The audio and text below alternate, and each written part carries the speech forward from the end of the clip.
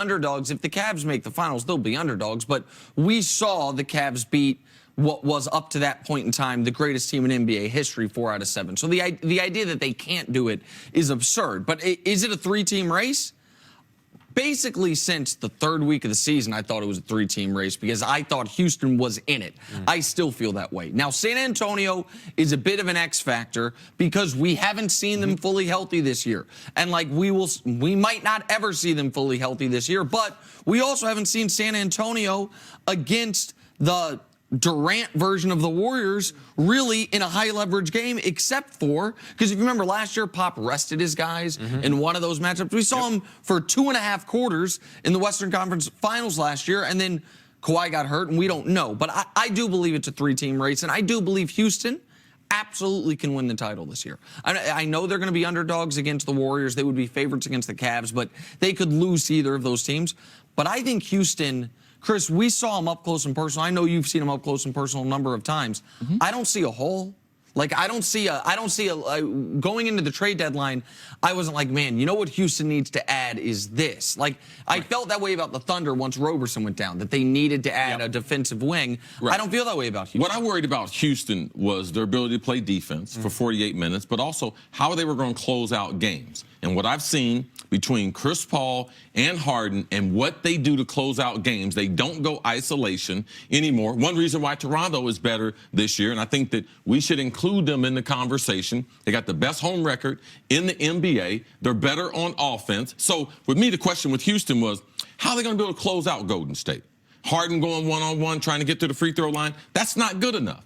You know, so the way they play basketball and seeing how him and Chris Paul alternate, how they run more pick and roll to close out games compared to what they've done in isolation basketball, I believe Houston is a threat. But Golden State, to me, is the team that everyone's gunning for. So you guys can say a 3-team race, 4-team race. Golden State is head and shoulders better than the other teams. I will say this, from when I talk to people in Houston over the course of the year, the one thing that they've told me is that this is the hungriest version of the Rockets team that's been around. And Chris Paul's a big part of that. I mean, Chris Paul, we know his record of playoff futility in New Orleans and Clippers, no conference finals. I mean, he wants this. And I think Chris Paul can taste it. Similarly, James Harden, after all the frustration, you know, individually. Last year ended in an embarrassment for the Rockets. People like, oh, they lost to the Spurs. Yes. They lost to, like, they lost to Becky Hammon's D-League or Summer League team. Exactly out there. Like, I mean, that's who literally who they lost to. They had like, the critical Game 5 when the series is tied 2 games apiece. No Kawhi, no Tony Parker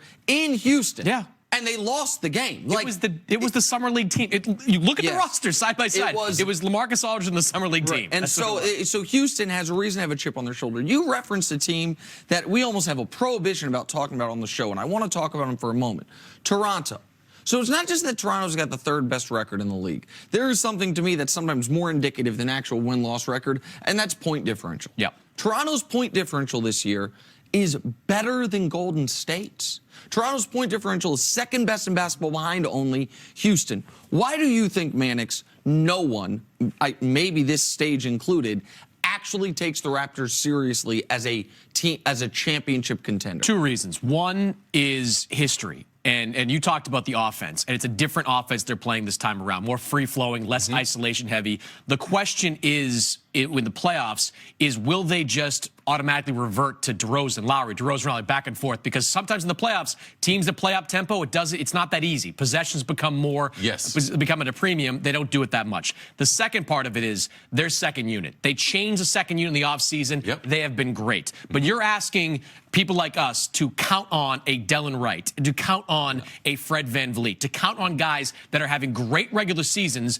but have no history in the postseason. Look, as a starting 5, that Raptors team is as tough as they come. Serge Ibaka has given them a defensive presence at the 4 spot that they haven't had in years past. But that second unit still has to prove that they can succeed against the Clevelands, the Bostons, the Washingtons when they get to the second round and beyond. Mannix, let me ask you this. Earlier, I'm going to have my boy Nick's back for a second. You kind of just very quickly dismissed the notion of Cleveland being able to get with Golden State come these finals. I want to say I looked at the new look Cavs, as we're calling them.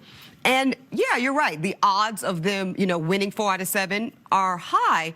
But it looked possible to me. I think it even looked more possible than I would have imagined it to be, even be having this conversation? Well, look, I can give you two things on that, too. One is it's the same with Toronto in some ways, in that you're going to be asking guys that are untested to play huge roles in a finals matchup. You're asking some of the guys they brought over to play huge roles in the type of situations that they've never had to do before. But aren't they incentivized around that? They're incentivized, but it's the lights go on. It's tough. I mean, you play. You got to put it out there. Golden State has a couple players, too, on their second rotation who aren't proven. Yeah, they do, but like they're the Jordan Bells and the McCaws and those guys. They're not going to play as big a role as a Hood and other guys with the screen. The other part of it is, the Cavs last year, the last three games of that series, those are the best 3 games I think I've ever seen Cleveland play, and they won one of them. Okay, one of them. Sure, that was a phenomenal 3 games they played. Okay, I'm glad. I don't think they can play at that level anymore. Okay, without Kyrie Irving, without Kyrie, I don't think they can play at that same level. All right, but you're right. They only won one of them, and they were a Kyle Korver corner 3 away from winning 2 of them, and that series being totally different. Now More they shoes missed. and hand grenades, though. Of course, they missed. But if we're going to use that 3-game sample to project forward, we do essentially what that 3-game sample was: a Cavs win, a Warriors win, and a tie.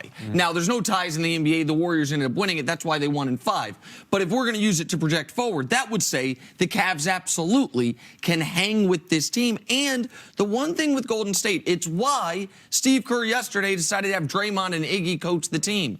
Man, that 4 straight finals thing is real. The atrophy of the seasons, the 100-game seasons is real. And Cleveland, for good or for bad, they're not going to have to deal with that because they only got 4 guys that were even on last year's finals team anymore. Like, they forget guys that have been for all 4 of them. They have essentially new legs and new rosters. So, and back to incentive, they know if they don't bring home that jewelry, LeBron is essentially gone.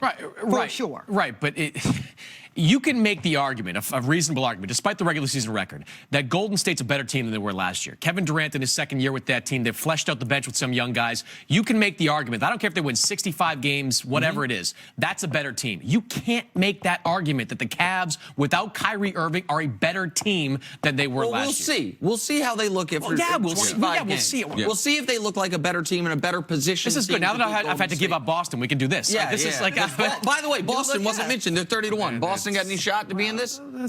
Okay. We'll see how it that goes. looked pretty weak there. All We're right, going to sign one more guy. Man,